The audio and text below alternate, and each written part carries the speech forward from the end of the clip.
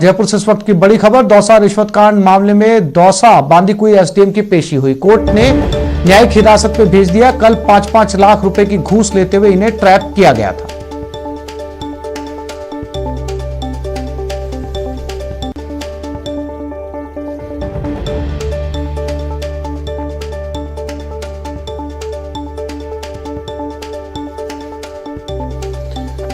तो दौसा रिश्वत कांड में एक साथ एक नहीं बल्कि दो एसडीएम एक ही दिन में गिरफ्तार हुए। दोनों ने ही 5-5 लाख रुपए की रिश्वत मांगी थी और जब एसीबी ने दोनों एसडीएम के खिलाफ पर्याप्त मात्रा में सबूत जुटा लिए, उसके बाद इन दोनों की गिरफ्तारी हुई थी। दोनों एसडीएम इस समय विशेष न्यायाधीश के यहां पेश हुए। न्यायिक हिरासत में इन्हें भेज दिया गया है।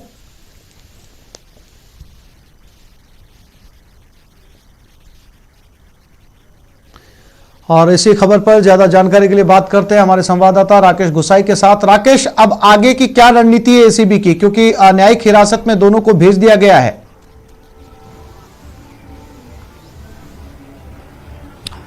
कोर्ट ने आदेश कर दिया है कि दोनों एसडीएमओ को न्यायिक अभिरक्षा के अंदर भेज दिया जाए। हालांकि इस मौजूदा समय राकेश, मेरी आवाज मिल रही है आपको? के अंदर ये पीछे मेरे आप देख सकते हैं ये बिल्डिंग जहां पर आप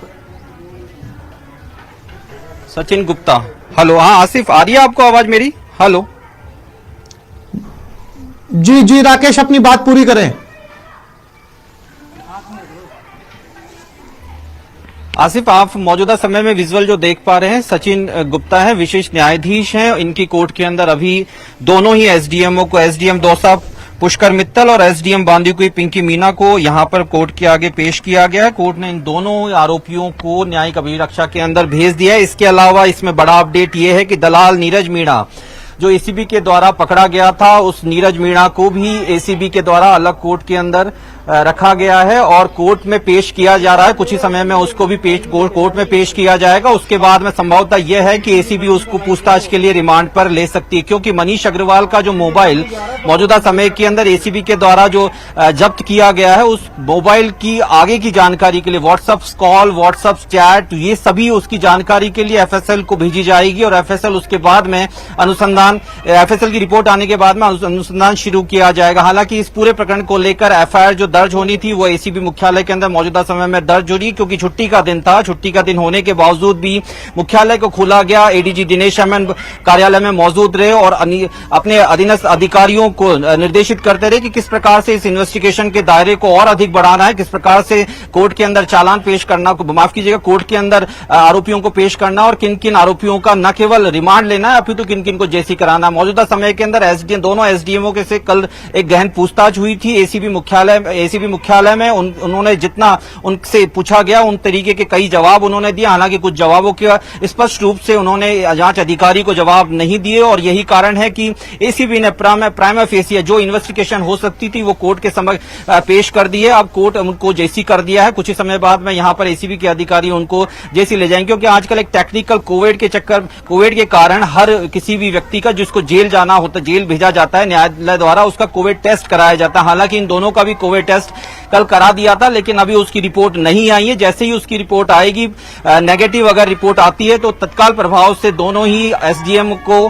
कोर्ट जेल के अंदर शिफ्ट कर दिया जाएगा। जयपुर सेंट्रल जेल के अंदर दो अलग अलग जेलें हैं, जिसमें महिला जेल और जयपुर सेंट्रल जेल है। दोनों ही एसडीएमओ को वहां पर पेश कर दिया जाएगा। बहरहाल इस पूरे मामले को लेकर हमारे दर्शक अगर अभी जुड़ते हैं तो उन दर्शकों के लिए ये बड़ा अपडेट है कि दोनों एसडीएमओ को जेसी कर दिया गया है। साथ ही जो नीरज मीणा दलाल पकड़ा गया था तत्कालीन एसपी मनीष अग्रवाल का, उसको 2 दिन के रिमांड पर रखा गया है। उससे पूछताछ अभी और की जानी है कि किन किन लोगों के संपर्क में वो था, किन किन लोगों से वो पैसा लेता था, कौन कौन प्रशासनिक अधिकारी या पुलिस के अधिकारी उनके साथ में मिले हुए थे। इन सभी विषयों को लेकर अब अनुसंधान का दायरा एसीबी बढ़ाने वाली है। बहरहाल मौजूदा समय के अंदर हम इस समय कोर्ट के पास मौजूद हैं, जहां पर दोनों एसडीएमओ को कोर्ट के समक्ष पेश किया गया था। कुछ ही देर बाद में कोर्ट से बाहर निकाला जाएगा, जिसके बाद में इस एसीबी मुख्यालय राकेश, सबसे बड़ी बात इस पूरे मामले में यह कहा जा सकता है कि दोनों ही रिश्वतखोर एसडीएम को जेल भेज दिया गया। दोनों को ही जेल हो चुकी है।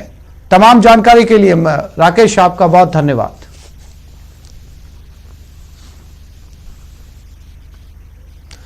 भरतपुर में जहरीली शराब ने ऐसा कहर बरपाया कि 7 लोगों की मौत हो गई, जबकि 3 की हालत गंभीर है। शराब कांड से पुलिस प्रशासन में हड़कंप मचा हुआ है। जहरीली शराब ने यहां ऐसा रौद्र रूप दिखाया है कि कई जिंदगियां असमय ही काल के गाल में समा गई, जबकि अस्पताल में कुछ जिंदगी और मौत के बीच झूल रहे हैं। ये शराब कांड भरतपुर के रूपवास कस्बे के चकसामरी गांव में हुआ है। मिली जानकारी के मुताबिक कुछ लोगों ने शराब पी, जिसके बाद उनकी हालत बिगड़ने लगी। सूचना मिलने पर पुलिस ने 10 लोगों को अस्पताल में भर्ती करवाया, लेकिन उनमें से 7 लोगों की मौत हो गई, जबकि 3 लोगों की हालत गंभीर बनी हुई है। इस घटना के बाद पुलिस प्रशासन में हड़कंप मचा हुआ है। अस्पताल में कलेक्टर नथमल डिडेल हालात का जायजा लेने पहुंचे। फिलहाल पुलिस और प्रशासन की ओर से पोस्टमार्टम रिपोर्ट के बाद मौत की वजह की पुष्टि करने की बात कही जा रही है। एक व्यक्ति का कहना है कि यहाँ जो एडमिट संतोष है वो कहीं बार का शराब बेचने का कार्य करता है, तो पुलिस एक्ट और आबकारी अधिनियम के तहत इस पे मुकदमा दर्ज किया जाएगा। पुलिस और जिला आबकारी अधिकारी चकसामरी पहुंचे हुए हैं। रेड भी वहाँ पर डाली जा रही है जहाँ पे इनकी सूचना मिली है। पोस्टमार्टम में शराब से मौत की पुष्टि हो गई है कि जिले में शराब के जहर ने पूरी तरह से पैर पसार लिए हैं। पहले भी कई बार जहरीली शराब मौत के मामले सामने आ चुके हैं, लेकिन अवैध शराब का कारोबार धड़ल्ले से चल रहा है। आबकारी विभाग पर सवाल उठते हैं तो विभाग की ओर से शिकंजा कसने की कोशिश शुरू की जाती है, लेकिन अवैध शराब के सौदागर हर बार अपने मंसूबे में कामयाब हो जाते हैं। सवाल ये कि आखिरकार 7 मौतों का जिम्मेदार कौन? वक्त रहते प्रशासन ने क्यों नहीं कोई कार्रवाई की? क्यों नहीं लगी अवैध शराब के कारोबार पर रोक? और सबसे बड़ा सवाल कि कब होगी आरोपियों की गिरफ्तारी? न्यूज़ 18 के लिए भरतपुर से प्रवीण शर्मा की रिपोर्ट।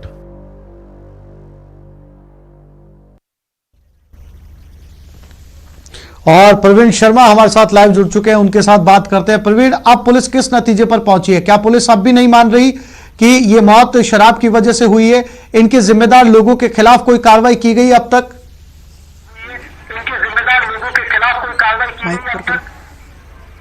जी, मैं आपको बताऊं कि पुलिस और आबकारी विभाग पूरी तरह से अब मुस्तैद हो गया है और गांव में कई भट्टियां तोड़ी गई हैं, जिसे लेकर अब पुलिस प्रशासन सतर्क है और आसपास के गांव में भट्टियां तोड़ने में लगा हुआ है और यह पता लगाया जा रहा है कि ये शराब आई कहां से। लेकिन सूत्रों के अनुसार जो पता चल रहा है कि ये सारी शराब का जो खेप थी ये उत्तर प्रदेश से आई थी और जगह जगह छोटे छोटे गाँवों में कच्ची बस्तियों में बेची जा रही थी, जिसे लेकर ये दुकान हुआ है सारा।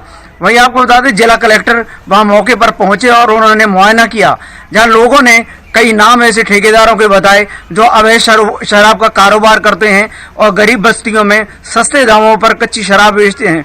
और आपको बता दें नई बात कि 3 लोग अब रेफर कर दिए गए हैं, जिनकी स्थिति गंभीर होने के कारण उन्हें जयपुर रेफर कर दिया गया है, जिन्हें उपचार के लिए यहाँ से रेफर किया है। वहीं जो 5 जो पहले से एडमिट थे उनमें से 2 की स्थिति ज़्यादा गंभीर होने के कारण उसको भी रेफर करने की तैयारी की जा रही है। वहीं आपको बता दें कि एसपी का कहना है कि किसी को भी बख्शा नहीं जाएगा। इसके लिए कठोर कार्रवाई के लिए वहां के एमएलए भी मौजूद रहे और लोगों से बातचीत की। वहीं इस दुखांत का पर लोगों ने यही दुख व्यक्त किया कि यह दोबारा कांड नहीं हो, जिसे लेकर पुलिस हमेशा सतर्क रहेगी। वहीं आबकारी विभाग का कहना है कि ठेकेदार इसकी आड़ में कच्ची शराब बेचते हैं, जिनके बारे में कई बार कहा भी गया है, लेकिन कोई भी पुलिस इसके ओर कोई भी कठोर कदम नहीं उठा रही है, जिसे लेकर लोगों में आक्रोश भी है।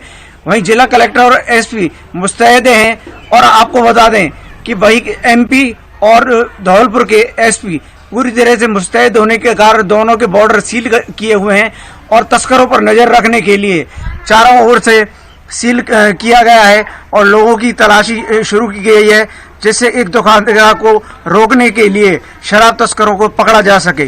जी जी प्रवीण, जानकारी के लिए आपका धन्यवाद।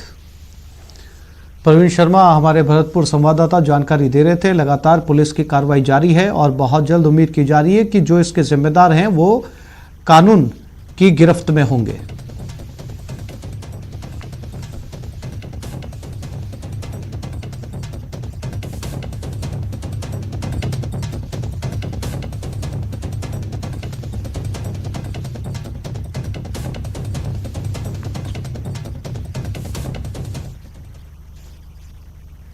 उदयपुर के बोरा गणेश जी मंदिर के पास स्थित कॉलोनी में पकड़ में आई यहां पर एक शख्स की रिकॉर्डिंग हुई है जो जूते चप्पलों के साथ छेड़छाड़ कर रहा है। लोगों के मुताबिक ये चोर घरों के अंदर घुसकर जूते चप्पलों को उठाकर ले जाता है।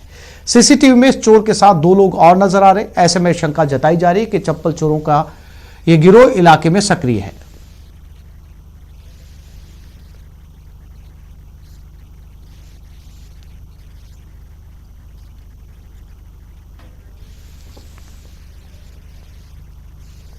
आज उदयपुर में भी सरपंच संघ के पदाधिकारियों की एक बैठक हुई और गहलोत सरकार के फैसले का विरोध जताया गया। गहलोत सरकार ने हाल ही में ग्राम पंचायतों में विकास कार्यों के लिए खर्च होने वाले पैसों की व्यवस्था में बदलाव किया है, जिसके तहत सरपंचों को अब वित्त विभाग के भरोसे कर दिया गया। सरकार के फैसले के बाद प्रदेश की 11,000 से ज्यादा ग्राम पंचायतों के सरपंच लामबंद होकर इसका जमकर विरोध कर रहे हैं। तो मैं आप सबसे निवेदन करना चाह रहा हूँ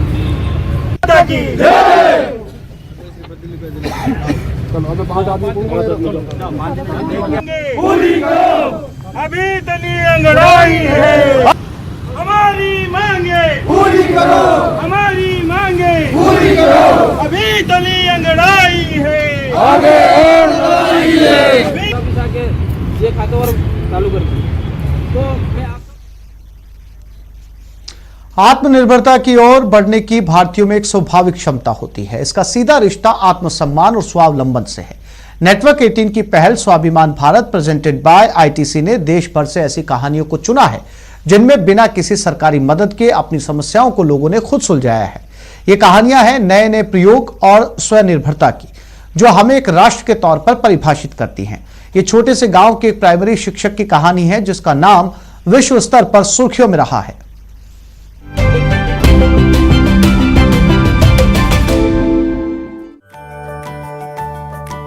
रंजीत सिंह डिसले महाराष्ट्र के सोलापुर जिले में एक छोटे से गांव में स्कूल शिक्षक है जिसकी आबादी 2000 से कम है। वो अपनी इंजीनियरिंग की पढ़ाई पूरी नहीं कर सके। फिर डिसले शिक्षक बनकर समुदाय की सेवा करने का फैसला किया। I have made some QR codes on each and every textbook. So when the students scan those QR codes, he or she gets the personalized and well curated content for himself. Considering his style of learning, I change the content at the back end. So this is how I make their learning personalized. They can challenge themselves. They are not competitors of others. Technology is helping me to bridge that gap between students living in villages and students in cities. 32 साल के शिक्षक को हाल ही में उस समय प्रसिद्धि मिली जब उन्हें $1 मिलियन के ग्लोबल टीचर प्राइज 2020 के लिए चुना गया। The Global Teacher Prize 2020 is Ranjit Desale from India. Ranjit Singh Disale स्वाभिमान की राह पर चलकर भारत और दुनिया को शिक्षित करने में जुटे हैं।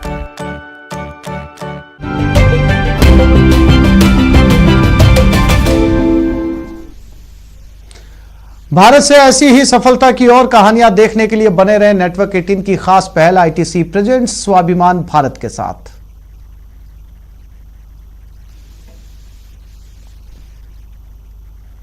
यह एक छोटे से ब्रेक के लिए रुक रहे हैं, जल्द लौटते हैं।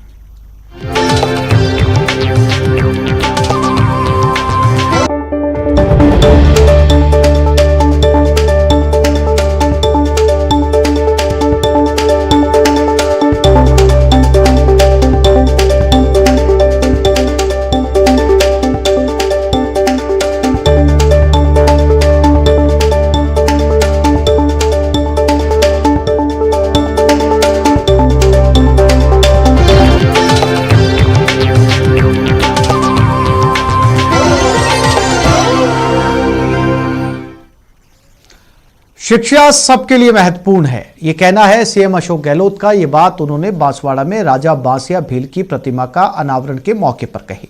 इस मौके पर उन्होंने कहा कि मनरेगा जैसी योजनाओं का सबसे ज्यादा फायदा आदिवासी जिलों को मिला है और उनकी सरकार आदिवासी इलाकों के विकास में कोई कमी नहीं आने देगी।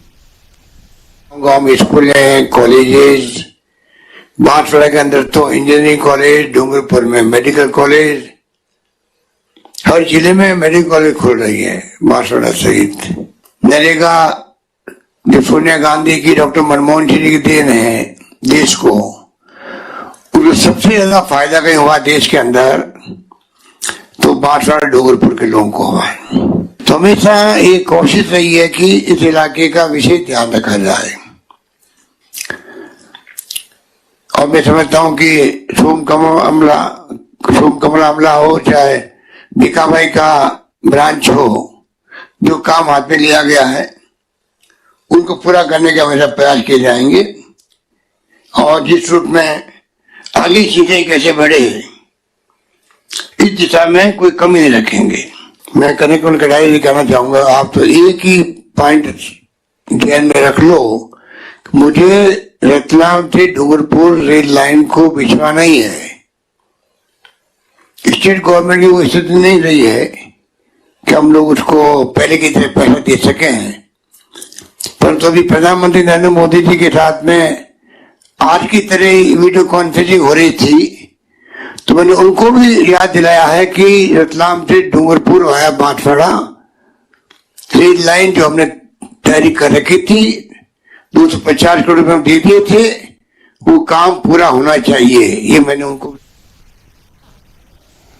और अब बात मरुधरा के उस बेटे की जिसने जयपुर के साथ साथ पूरे देश का मान बढ़ाया। दरअसल इंटरनल मेडिसिन विशेषज्ञता सूची में Stanford university doctor Rajeev Gupta को 1 लाख चिकित्सा वैज्ञानिकों की सूची में शामिल किया गया है। डॉक्टर गुप्ता को स्टैनफोर्ड यूनिवर्सिटी भारत में मेडिसिन विशेषज्ञता की सूची में पहला स्थान दिया गया है, जबकि विश्व भर के चिकित्सा वैज्ञानिकों में डॉक्टर गुप्ता को 108वां स्थान मिला है।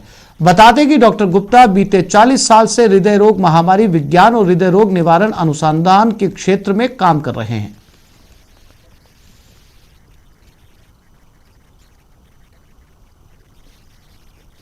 कई अध्ययन हमने किए और ग्लोबल बर्डन ऑफ डिजीज़ एक और स्टडी है जो गेट्स फाउंडेशन के द्वारा सपोर्टेड है और जो यूनिवर्सिटी ऑफ वाशिंगटन सिएटल में स्थित है उसका हेडक्वार्टर।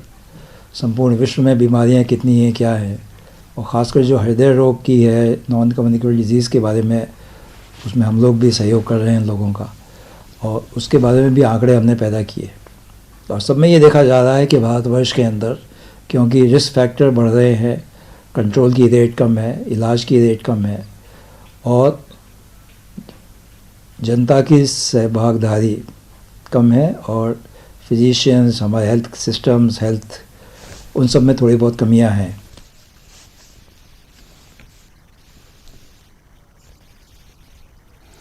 टीवी पर पहली बार आ रहा है एक अनोखा शो यंग जीनियस। 16 जनवरी को शाम 7:30 बजे न्यूज 18 राजस्थान पर देखिए चेन्नई में रहने वाले 15 साल के एक अजूबे को।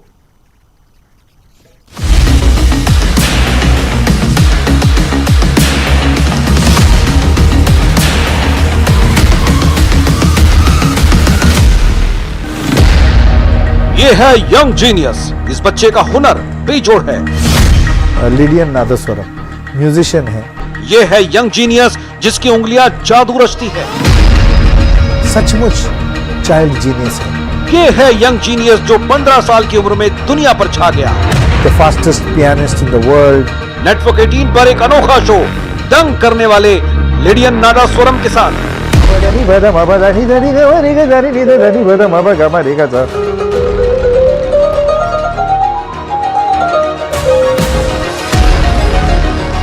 जो आंख पर पट्टी बांधकर शानदार पियानो बजाता है।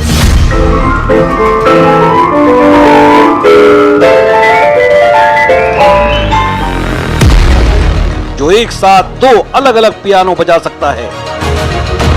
Lady Hazel Scott playing piano on 2 pianos in 1960, so that inspired me to do and play in 2 pianos during the world's best finals. A.R. Rahman के शिष्य का अद्भुत कमाल। आ रहा है यंग जीनियस।